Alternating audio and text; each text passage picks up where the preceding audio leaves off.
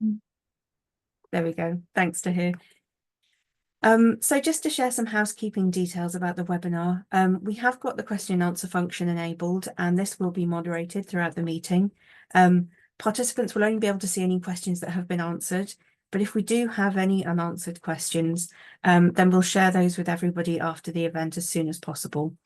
We do also have the chat function enabled, but we won't be moderating that throughout the meeting. So if you do have any questions that you want answered, please use the Q&A section.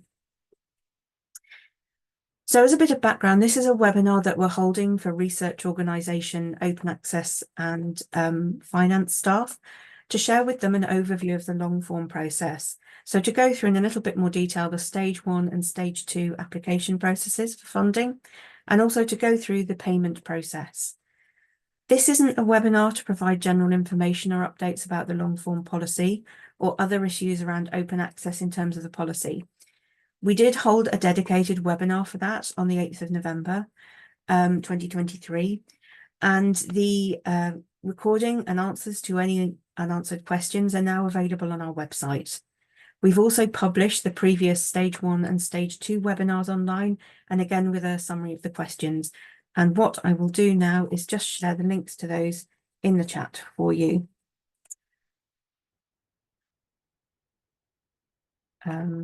In fact, I will do that in a moment because the links aren't working properly. So as Tahir noted, this webinar is going to be recorded and it will be published on our website as soon as possible after today. And we will also publish any unanswered questions that we don't get a chance to answer today. So the agenda for the meeting is we've done a brief welcome and introduction, and then we've got around 40 minutes just to go through the stage 1 and stage 2 processes as a recap and to talk you through the payment process itself. And then we've got around 15 minutes for a Q&A session at the end of the webinar. As a bit of background, for some more information about the UKRI Open Access Policy for long-form publications, this came into force on the 1st of January this year. And this means that monographs, book chapters and edited collections published from the 1st of January that acknowledge UKRI funding must be available open access within 12 months of publication. And we permit any Creative Commons license for that. And this can be done 2 ways. So through the version of record, which is publishing the output via a publisher's website or publishing platform, open access within 12 months of publication with a Creative Commons license, or through the author's accepted manuscript. So depositing the author's accepted manuscript in an institutional or subject repository within 12 months of publication of the version of record being published with a Creative Commons license. And to support the policy for long-form publications, we're providing a £3.5 million per year dedicated fund through a ring-fence fund. And this fund is only available for long-form publications that are in scope of the open access policy. And it's really important to note that to be eligible for the fund, the version of record must be published open access immediately with a Creative Commons license.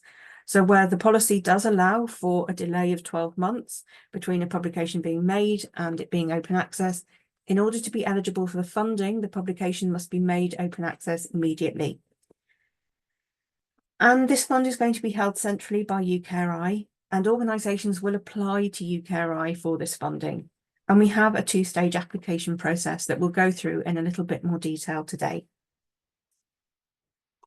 So in terms of what UKRI's fund can be used for, it can be used to support a variety of open access publishing models that result in immediate open access with any Creative Commons license. And our maximum funding contributions, which are inclusive of VAT, are £10,000 for book processing charges, £1,000 for chapter processing charges, and £6,000 for the first output made through a diamond or non-BPC open access model, with an additional £3,000 that can be claimed if 2 or more UKRI publications from your organisation are being published open access under the collection. Excuse me. For monographs and edited collections, authors and their organisations can also claim up to £2,000 from the above funding limits to clear rights for third-party materials. These costs can also be claimed for book chapters, and this is an update to some information that we have given previously. We are currently clarifying the position on these, and we'll update our guidance shortly and put that on our website. It is also important to note that these third-party costs can also still be claimed through research grants, so they can still be part of research grant applications if necessary, and if the cost is going to be incurred during the lifetime of the grant.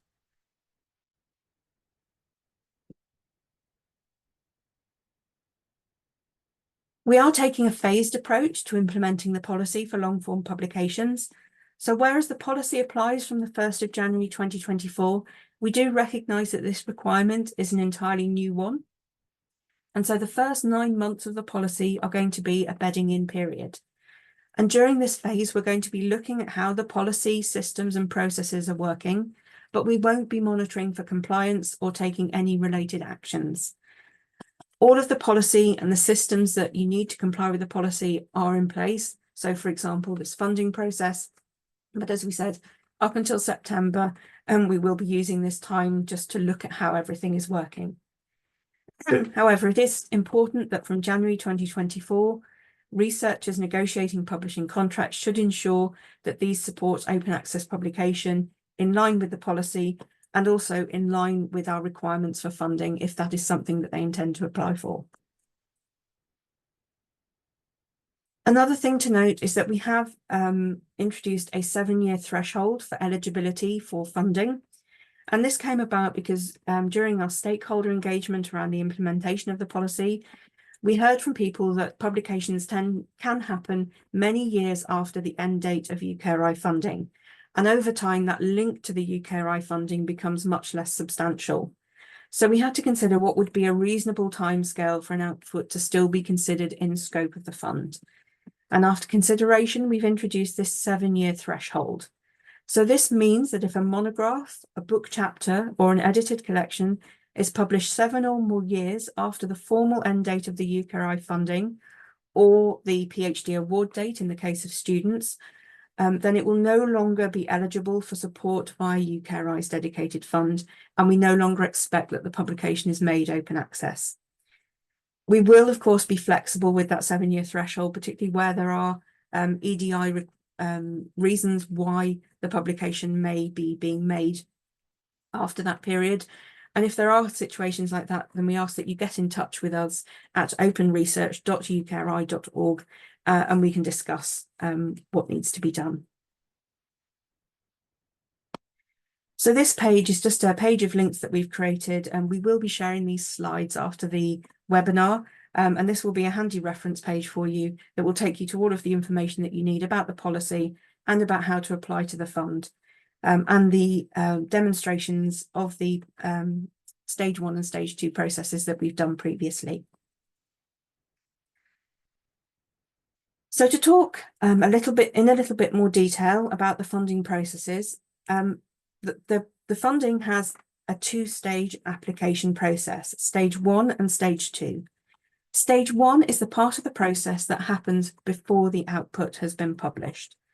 And this is when you as the organisation, register an output with UKRI funding.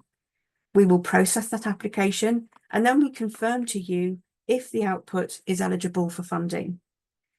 Stage 1 is being managed using an online form through a programme that we have called Citizen Space, which is used a lot across UKRI for stakeholder engagement.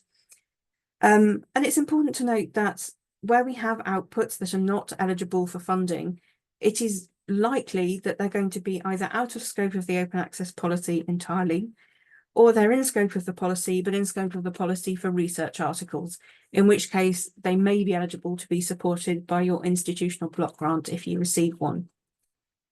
The reason that we have this 2-stage process is so that you, as the organisation and the authors, can have some assurance before they're signing contracts with publishers that the output is eligible to be supported by UKRI's ring-fence fund. We've set up the Citizen Space form so that you can collate multiple publications into a stage 1 application if you choose to, and you can submit details for up to 10 publications per submission. And as I said, we did do a more detailed walkthrough of the stage 1 process towards the end of last year, which was recorded and has been put on our website. Just to go through the stage 1 process in a little bit more detail, you as the organisation, so not the author, it's the organisation, will complete a stage 1 application form on Citizen Space. You submit that to us at UKRI through Citizen Space. You will get an instant email back just to tell you that your submission has been made. But then we will also respond to you by email within 10 working days to give you that indication of whether a publication is eligible for support from the dedicated fund. What I'm going to do is just stop sharing those slides for a moment, and I'm going to share my screen and just show you Citizen Space in a little bit more detail. Let me just find that where I am. There we go. So Tahir, can you just give me a thumbs up if you can see the Citizen Space form? Brilliant, thank you. So let me just take this back to the beginning. So when you click on the link to Citizen Space, the link is on our website. You won't find that through the funding finder. The first page you'll see is an overview page, and this is going to give you a little bit more detail about the fund, about eligibility, and who should actually apply. And we've stated a number of times on the form that it shouldn't be the author who applies to UKRI. It should be their organisation, because ultimately we will be paying the organisation the funds for the author and not the author directly. Throughout Citizen Space, what you'll see are these little blue drop downs, which have a little bit more information and guidance in about the process and the forms. And then what you can do is click on this link, register publications, and that will take you into the form itself. And again, the first question that we have is double checking that the person making this submission is somebody at a research organisation who is responsible for open access and not the author themselves. If you click no, it will take you to the end of the form. But if you click yes, it will then take you into the Citizen Space form itself. This page is for the submission details, so it's the details of the person who is making the submission. And again, for this form, this can be a generic address. So we've had a number of applications in that are from an open access team, and that's absolutely fine. That's not a problem at all for this form. We also ask for the name of the organisation and your research organisation registry ID if known. Once you've completed that, that will then take you into the publication page where you can put the details for the individual publication that you're registering with us. We ask a number of questions here. So what is the type of publication that you're registering? The UKRI funding reference, so the grant, typically a grant that the output, that the publication is an output from. The end date of the UKRI funding, so the end date typically of the research grant or the fellowship, but can also be the award date for a PhD. The author names and the author's ORCID, if known, and then details about the publication, so the title and a little bit more information if it's a book chapter. We're also asking for the name of the publisher and the publisher's research organisation registry ID, again, if that's known, and the estimated open access costs that you're going to be requesting from UKRI. We have had quite a few questions about, does it matter if the cost isn't entirely accurate at this point? No, it doesn't. It's just a general indication, but you should try and include the costs inclusive of VAT and in pound sterling. We ask for the anticipated date of publication.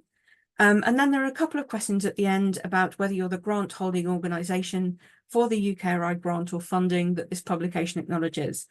It isn't a problem if you're not, but this is simply to help us to track that funding when we're looking at these applications at stage 1. Once you've completed that, you'll click continue, and it will take you through to another page, which again will re-emphasise that we are looking for organisations and not authors to complete this form. And again, if you want to, we do ask that people get in touch with us if they're no longer based at a UK-based research organisation that we can pay. Once that bit has been completed, it will take you through to an almost done page, which again just tells you what we'll be doing with the information that we're collecting in this form. In the live system, this page looks slightly different and you won't see this grey box. This is to allow you to get a PDF copy of your submission. But because you've put an email address in at the start of the form, this will happen automatically. So we're not asking for more details there. And then once you submit your response, what you will get is notification that it's been submitted and also a response ID. And this tells you about the automated email that will come through to you as soon as the response has been submitted.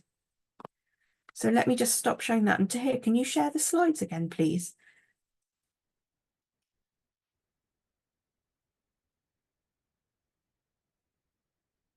Excellent. Thank you very much. So what we wanted to share with you today is that we are going to shortly be making some updates to the Citizen Space form based on the feedback that we've had from research organisations who have been completing the form over the past few months. And we will support this with updated guidance documents on our website. I don't have an exact date for when this will happen, but it should be very, very soon. And we will make sure that everything follows through and is updated.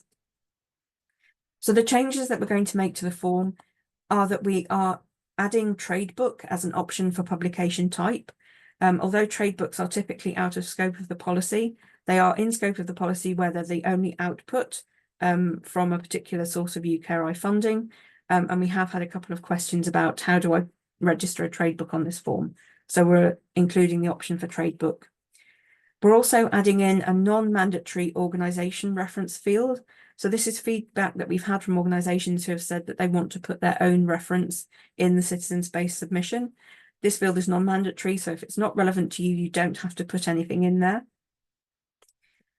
We are putting in a question about whether a publication is being resubmitted.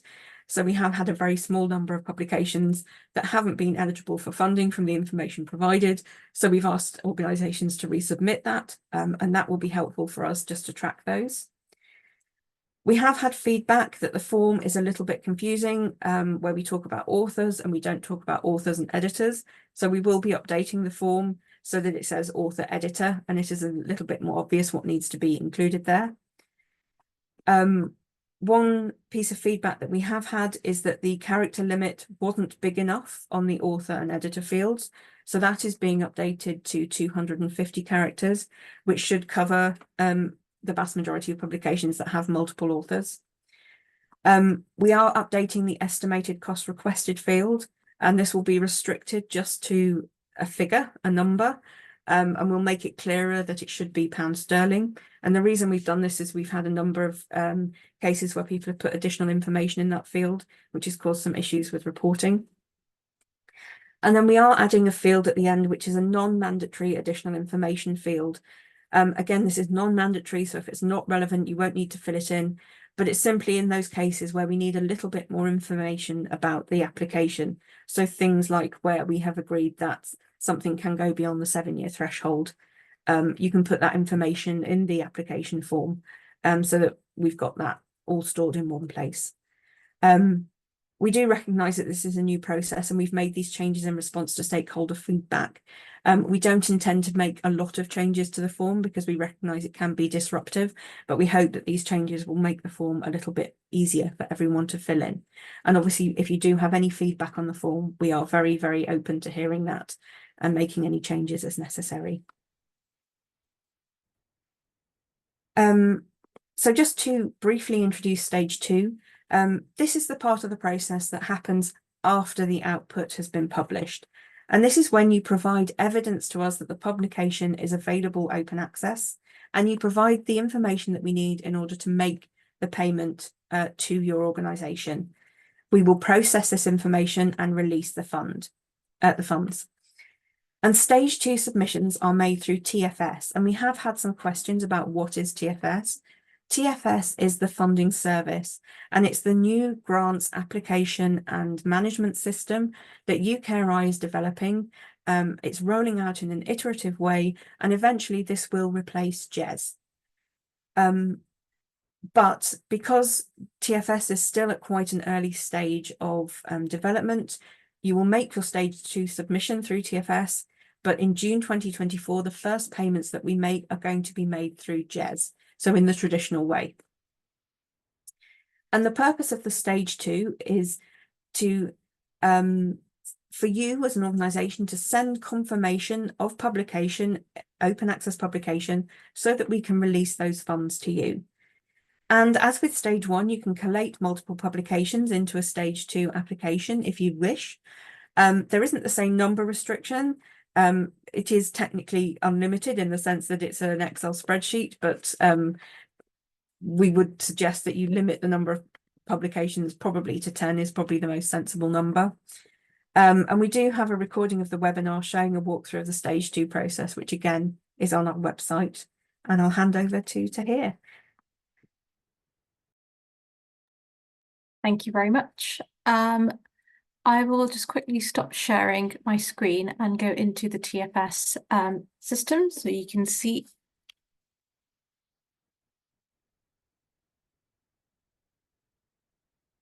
Bear with me a moment.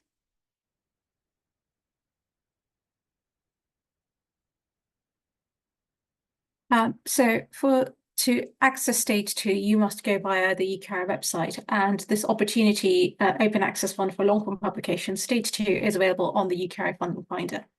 And it also contains a lot of the helpful information about who can apply, what we're looking for, and how we will assess applications as well.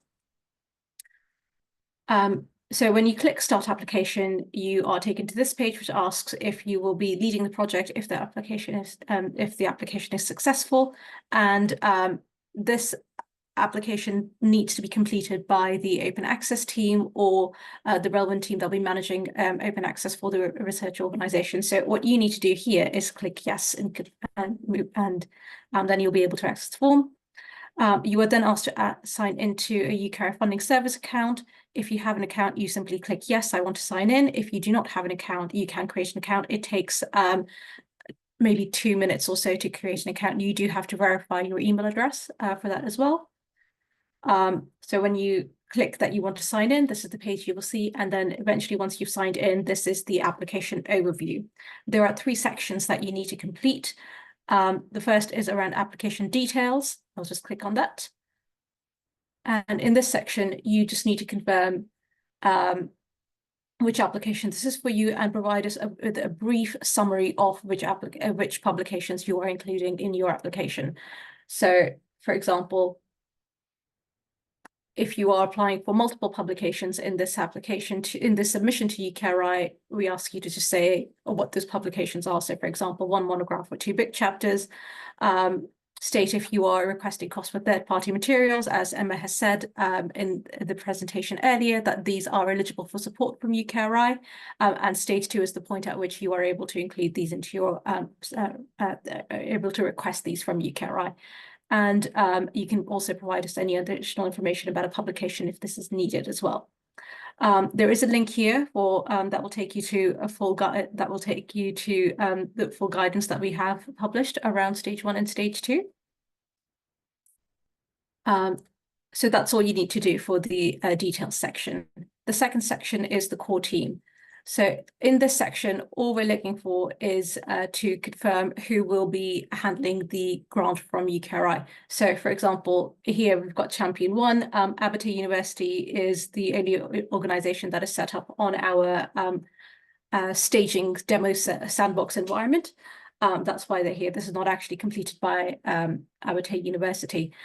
So the person who's completing the application form is automatically added here. But if that person is not the one who will be handling the grant when the funds are awarded, and Emma will go into a little bit more detail about what that means, we ask that you add them here as professional enabling staff. So you simply need to click on add team member, and you can click on professional enabling staff, and then you can add them to the system. They don't need to be registered on the system for you to add them. And then finally, the final section that you need to complete is about publications, and that's where you give us the details about the publications that you are claiming, that you are requesting funds for from UKRI.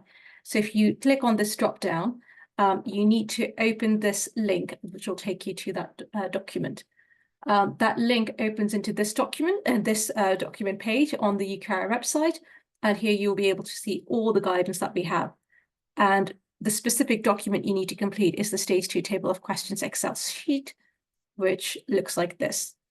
And in here you have an instructions tab and you have a blank template that you can complete with the information about the publications that you are requesting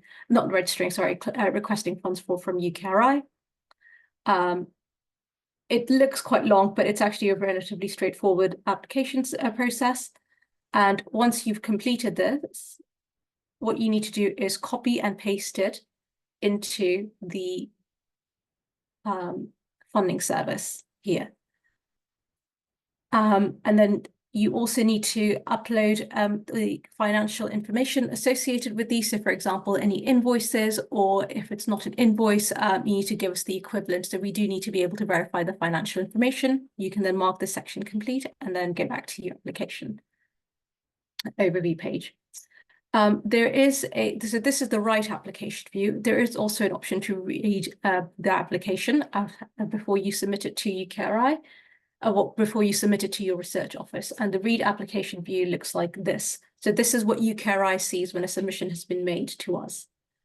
So for example, University of X is submitting something to us in March 2024, and they're submitting something for an application for 2 book chapters and a monograph. And they're including all this information about the publications. You can scroll to see all the information about the books or the book chapters that you are requesting from UKRI to break any verifications and then submit. So that's a very quick whistle-stop tour of the Stage 2 process. I'll stop sharing my screen. But there is a more detailed webinar about completing Stage 2 applications. I'll go back to the slides now and then hand back over to Emma. Great, thank you, Tahir. Let's just skip over. Yeah, so to talk in a little bit more detail about payment timescales and notional deadlines. So we will be making payments against this particular scheme twice a year, biannually in June and December. And this means that in order to give us time to set up the grants, we will be operating notional deadlines. So for the funds to be awarded in June 2024, we will process all Stage 2 applications received up to and including the 15th of April 2024. And then for December, for the payments to be made in the December pay run, we'll process all Stage 2 applications received up to and including the 14th of October 2024. We will, these dates have been published on our website, and we will make sure that any future dates are also published on the websites too. But we'll aim to keep them at around the same time every year so that to aid your internal planning. So to go into an overview of the payment process. So on the 15th of April, we will have our notional deadline, and we will take all of the Stage 2 applications that have been received up to this date in order to make the payment in the June 2024 pay run. We will respond by email to all of the Stage 2 applications that have been made to notify them, to confirm that they're eligible, and to notify them of the payment schedule. Once we've done that, we will start the work of creating the grants to make those payments in June. What we are going to do is consolidate all Stage 2 applications received up to the 15th of April into a single grant per organisation. So what this means is that if, as an organisation, you have submitted a number of Stage 2 applications in a particular payment period, they will be consolidated so that we make a single grant payment to you. We will make sure that when we make the grant payments, there will be information on the grant to help you identify which Stage 2 applications are being paid in that particular grant. And there will also be other information in the grant. So these grants, like the open access block grants, will have a bespoke set of terms and conditions explaining what you can do with the funding and the restrictions around that. Because obviously this funding is being given for a very specific purpose. So we will create the grants in our system. We will go through all of the processes and all of the checks that we need to do to create the grants. And then in May 2024, we will press the button and this will issue the grant offer documents to you in GES. When these offer documents are issued, I believe that there are 2 emails sent, one to the research office or the department in your organisation that holds your master GES account, and one to the grant holder. So that will be the person who is on the particular grant as a grant holder. If we've had multiple submissions from an organisation with different grant holders, we will get in touch with you and say, who do you want to be the grant holder? Because we can only put one person as a grant holder.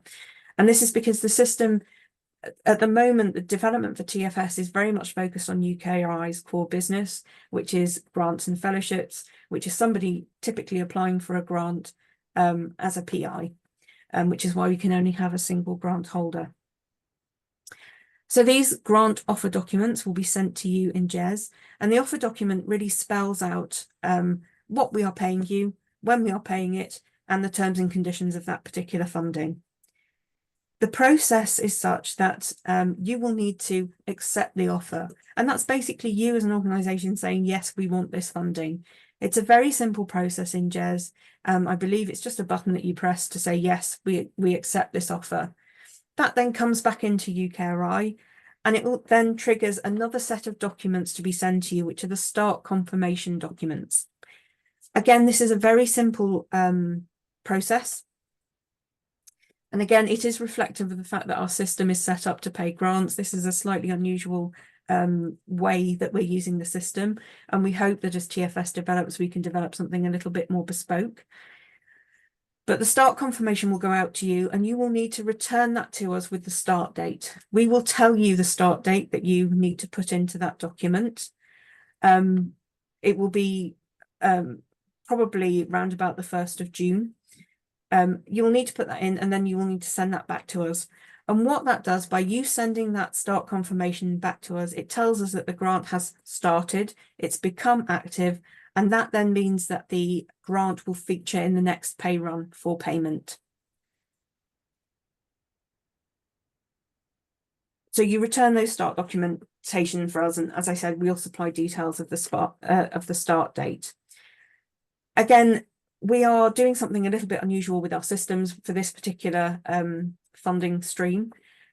If you are used to UKRI grant funding, you'll know that normally when we give a grant, we profile the grant, so we split the funding across a number of payment quarters, and you receive those every quarter, apart from the final payment, which is held pending the reconciliation process. These grants will be slightly different. We won't have a held final payment, and in June you should get the entirety of the funding that you've applied for. So if, for example, you've applied for a book publishing cost of £10,000, you will get that whole £10,000 in the June pay run. Even though we're not holding the final payment so that you get all of that money in one go, the grants will still go through the normal process of being reconciled and closing. And it's really important.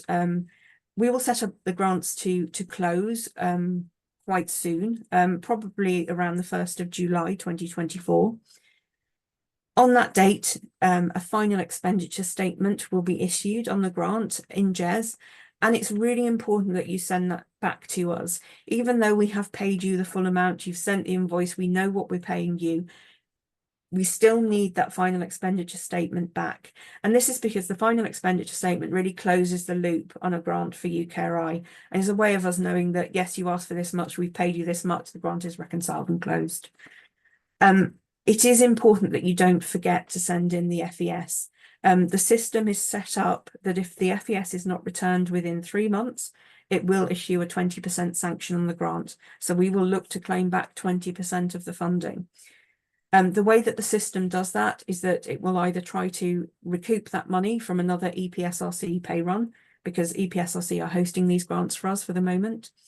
Or if it can't do that, it will issue an accounts receivable invoice. We can undo sanctions, but once an accounts receivable invoice has been issued, that has to be repaid to us. We can sort this out. We can issue a supplementary expenditure statement and repay this money to you, but it's far better that we never get to that point at all. It is also worth noting that if you don't send the FES back within 6 months, the system will apply a 100% sanction. So it will seek to reclaim all of that money back.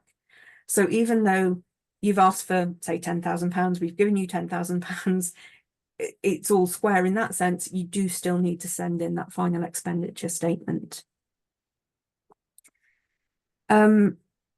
So again, final expenditure statements, you have a 3-month deadline. So if we issue those in July, you will have up until the end of September to send those back to us. If you don't send back the start confirmation document in time for the payment to be included in the June pay run, then you'll have to wait until the September pay run. We can only make these payments once every quarter. So it's really important that once we issue those documents, you return those back to us quite quickly. The offer documents and the start confirmations are quite simple to return. The final expenditure statement will also be quite simple to return. As with the block grants, all of the funding will be made under a single fund heading. So it is literally just putting a single figure in a document and sending that back to us. So that's the process. I can see that we've had quite a few questions in. So whilst Tahir is just looking at those for me, I will go through some of the questions that we had ahead of the webinar that came in with the registrations. So one question that came through a number of times is, can we share some information about the volume of proposals? So as of last week, we have had just over 200 stage 1 applications, and we haven't yet had any stage 2 applications. It's worth noting that not all of those stage 1 applications are due for payment in June 2024. They cover quite a broad timescale, so a number of them have come in for publications that are not going to be made for 2 or 3 years.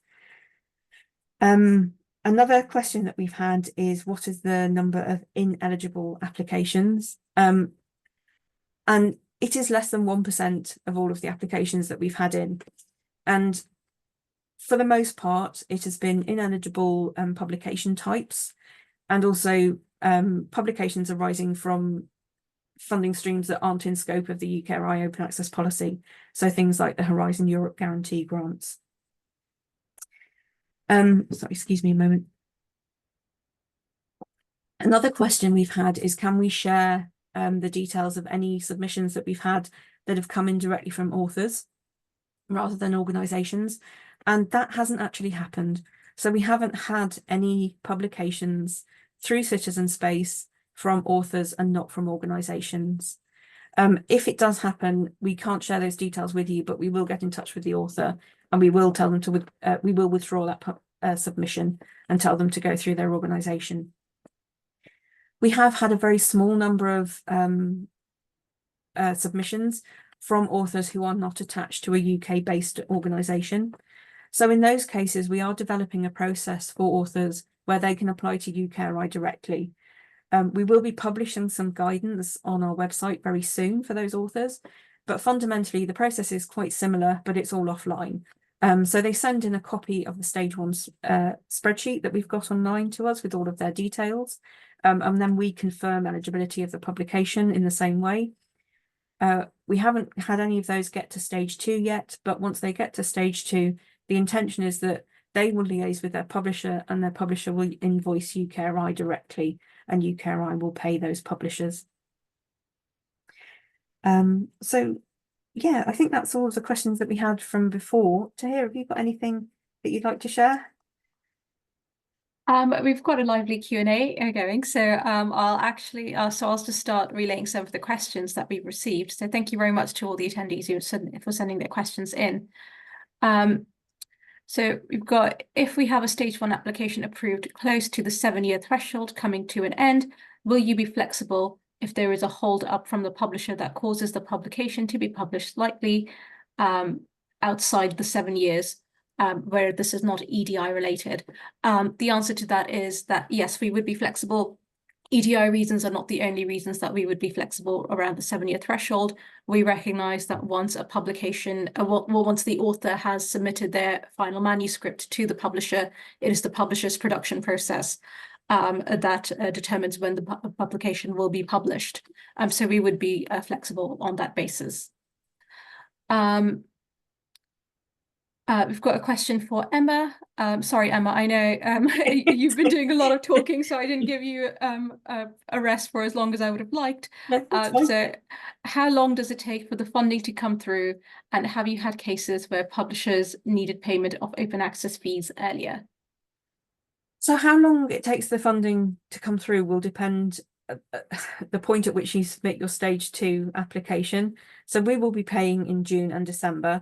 The funding comes through fairly instantly once the pay run has been made. I think it's within a few days. But obviously, if you submit a stage 2 application in January, you're not going to get that funding until June. And that is dependent also on you accepting the grant and starting the grant quite quickly. If publishers require payment sooner, that is something that you are going to have to discuss with the publisher. We cannot pay in advance of need. We need the evidence of open access publication in order to release that funding. So that is something that you're going to have to discuss with the publishers. Thanks very much, Emma. We've got a question here. A publisher has advised that they will invoice us after the book has been published as an open access title. Will this align with stage 2 workflows for UKRI? Is there any cutoff or timeframe for submitting stage 2 after publication? I can take that one, but Emma, please feel free to jump in if there's anything else to add. Yes, what the situation that is described in that question does align with UKRI's workflow, and there is no cutoff or time frame for submitting stage 2 after publication, though we do recommend that you do it as soon as possible for yourselves, because we know that you need to reconcile internal funds. Thanks to hear. So we've had one. Does the designated applicant for the stage 2 need to be the same as the UKRI block grant holder, or can this be a different team or individual? It can be a different team or individual, and it can be a different individual per payment period. We can obviously only make one grant holder per payment period, but if it's Bob Smith for June 2024, but then Bob leaves and you need a different person for December, that's absolutely fine and not a problem at all. We've had another question. For future improvements, are there plans to explore the possibility of having research organisations submit the stage 1 and stage 2 via a spreadsheet report or template, similar to the old block grant reporting sheet for articles and the template shown just now in stage 2, instead of completing individual UKRI online forms? So this is something that we are considering for the future. TFS is very much in the early stages of development, and once it's fully developed for things like grants and fellowships and training grants, then we can look at having potentially more bespoke options. So not at the moment, but potentially in the future. I think related to that last question, we have another one. Would it be possible to have, would it be possible for the stage 2 application form to be linked to the stage 1 form, so that the organisation does not have to repeat the same information provided previously in the stage 1 application? So just to say, we have tried to minimise asking for the same information twice where possible, but there are some times that we do need to make sure that the information is still accurate for stage 2. Those are the only instances where we ask for that information again. And there is a plan in future to maybe bring stage 1 onto the funding service as well, but as Emma has said, that is dependent on the development of the funding service itself. Emma, is there anything else you'd like to add to that?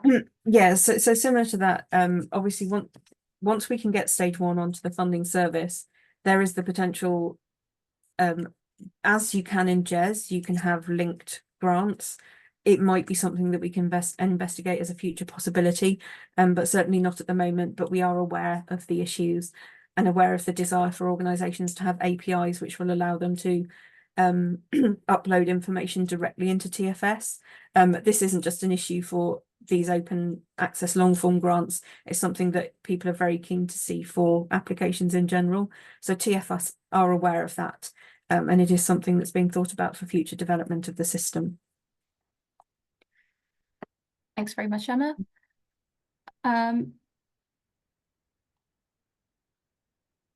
So we've got a rather easy one there. How do we get a funding service account? So when you go onto the funding finder, you can click on any funding opportunity that's live, and it will take you directly to a sign-in page, or it'll offer you an option to create an account, and you simply need to follow the instructions on the web page, and you'd be able to create an account. You do then need to go into the email address that you are using in order to verify the account, and then your account will be live. So we have a question. Does the open access admin person have to say that they are the grant holder for the publication when they fill in the stage 2 form? This is not something that we're used to calling ourselves. Tahir, you can probably answer this one. I don't think they're called the grant holder, are they? They are the project lead? Yes, on the system, they're called the project lead. And what we ask is that the person who will be managing the fund will be managing the funding when it comes to UKRI. When it comes to the organization from UKRI, it would be the professional enabling staff. So it's called the project lead, and I accept that that might also not be something that one is used to calling themselves when they're supporting open access in their organizations. However, that terminology is hardwired into the system. So there isn't an opportunity at the moment certainly to change that, though we can look into that in the future. Yeah, so I think one of the options for the future is that we potentially could have professional enabling staff as an option, but not yet. Obviously, again, it's about TFS and the iterative development of the system. We've got a question here. Is there a limit to the amount of publications an organization can apply for? There are no limits. You can apply for as many publications at stage 1, and only a fraction of them might actually reach stage 2. Then you can apply for all of those as well. If every single publication that an author intends to complete for their grant reaches stage 2, then yes, you can submit all of those to UKRI at stage 2 as well. So we've had a question. Thanks for the details on applications to date. I wondered whether you're able to share any information on the volume of exemptions you've registered thus far. So we do have a separate online citizen space form where exemptions can be registered. As of last week, I think we've had about 3, so a very small number of exemptions registered so far.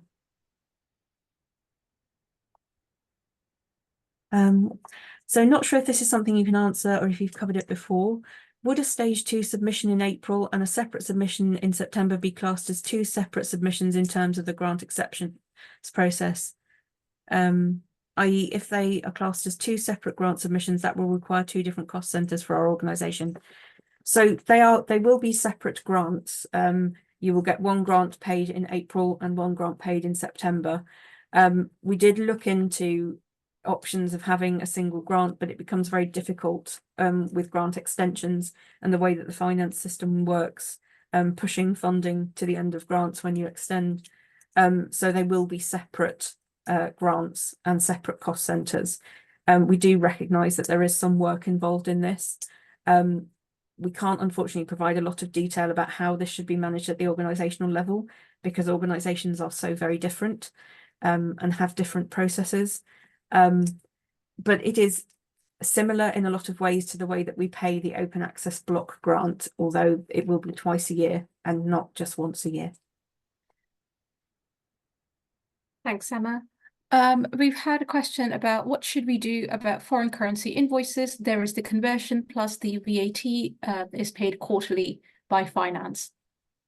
So we ask that when you submit the application to us at stage 2, that you make sure that you give us the pound sterling amount, as that is the currency that UKRI pays in. So the invoice that you provide can be in euros or dollars or any other currency, but the figure that you give us must be the pound sterling amount. So you should do the conversion. You should tell us exactly the amount that you want from us. As for the VAT, if the VAT is not on the invoice, that is perfectly fine. You can send us a spreadsheet that shows us the VAT reconciled and paid quarterly for that publication, and that would be acceptable to us. You just need to make sure that when you submit the stage 2 application, both of those things are ready. The invoice is available and the spreadsheet that shows the VAT that the organisation has paid as well, because we do need to make sure that the numbers add up before we can make any payment. Thanks to hear. So we've had a question about we would like to contribute to registering exemptions, but we haven't been able to find anywhere to do so. Is there a way to share the direct link, please, to encourage use? So I've just put the link directly to the form in the chat. The link itself is on our Making Your Monograph page, open access, which I've put the link in the chat as well. And we will try and make sure that's a little bit more obvious too. Another question we've had is, considering we're being asked to pay in advance, what assurances can institutional budget holders have for the recovery of funds? Finance sections may not be familiar with this cost recovery workflow and need assurance that costs will be recovered even if there may be a long gap until final publication and repayment. Is this the GES help text? So the GES help text is really more about the processes in GES. It is a useful link if you are not used to the GES system. In terms of assurances, you will have that assurance. We will email you after we receive the stage 2 application. I think there is a little bit of concern in the community that things are going to be shown as eligible at stage 1, but then somehow become ineligible at stage 2. We don't anticipate that we will see that happening a lot. Our feeling is that if you submit a stage 1 application and then something happens and the nature of the publication changes so much between stage 1 and stage 2 that it's no longer in scope of the policy, you simply wouldn't make a stage 2 application, and that's absolutely fine. You don't necessarily need to follow up a stage 1 with a stage 2 if it's no longer appropriate. The main reason why something might be ineligible at stage 2 is that if it's not made immediately open access, which is the restriction to the funding, which is slightly different from the policy, which allows for that 12-month gap. But we can't really think of many other reasons why something might be ineligible at stage 2 if we said it's eligible at stage 1. So there is that guarantee there. And I think we have got through all of the questions. We can just wait a little bit longer to see if any other questions are being typed in.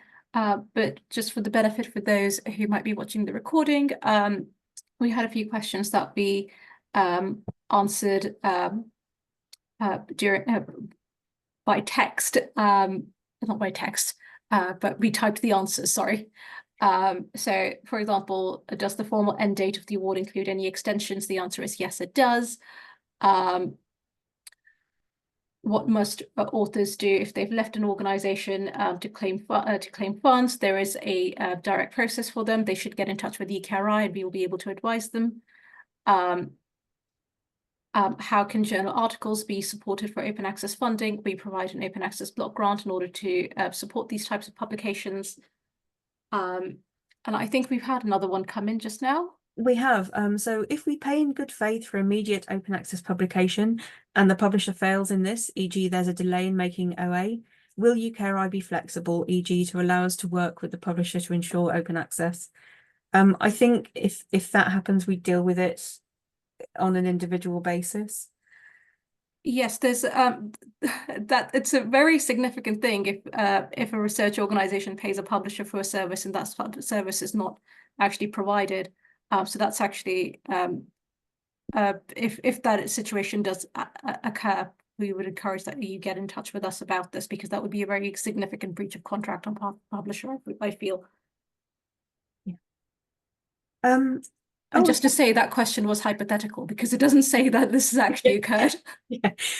So we've had, I suppose one concern related to what Emma just said is that we might pay for OA and the publisher might delay in making it OA, as happens with journal articles sometimes.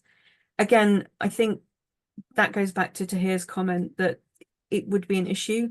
We would hope it wouldn't happen very often and we'd have to look at that as it happened. Also, just to go back, it says that there might be a delay in making it open access. Is it that there's a delay in the actual publication, or is it that the publication is that the monograph or chapter is actually published but is not made open access. Those are two separate things, and the question itself does not make that very clear. If the publication as a whole has been delayed, and that means that it's made open access later than anticipated, that would be perfectly fine. But if a publication is, if the monograph or book chapter or edited collection is actually published and the open access version is not made available, then that would be something that we would need to look into. Yeah. Just clarified, I mean published but not appearing open access.